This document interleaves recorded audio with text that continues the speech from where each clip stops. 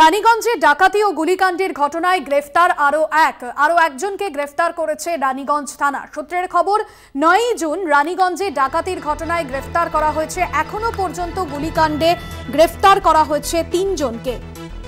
রানীগঞ্জের ডাকাতির ঘটনায় ইতিমধ্যেই যে ৩ জনকে এখনো পর্যন্ত গ্রেফতার করা হয়েছে এবং এই গুলিকাণ্ডের ঘটনায় ৩ জনকে গ্রেফতার করা হয়েছে। ৯ জুন রানীগঞ্জে ডাকাতির ঘটনা ঘটে আর এই ঘটনায় গ্রেফতার করা হয়েছে আরও একজনকে। এখনো পর্যন্ত রানীগঞ্জে ডাকাতি ও গুলিকাণ্ডে গ্রেফতার মোট ৩ জন।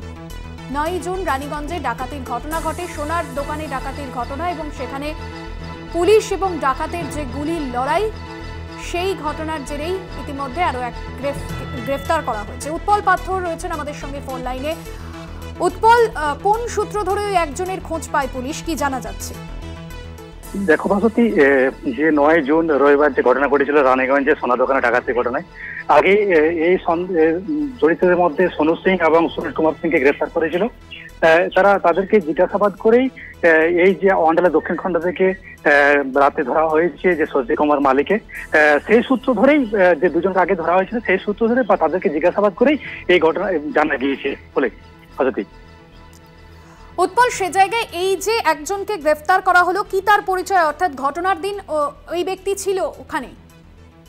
না, সেভাবে এখনো পর্যন্ত পুলিশ সেভাবে কিন্তু এখনো পর্যন্ত যে সাংবাদিক বৈঠক করে সেভাবে জানায়নি যে সে কিনা।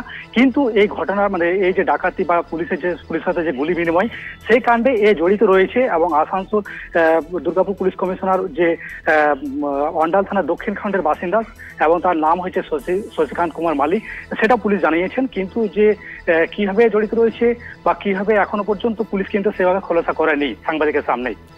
একদমই। ধন্যবাদ উৎপল পাতর, আমাদের প্রতিনিধি ছিলেন ফোন লাইনে।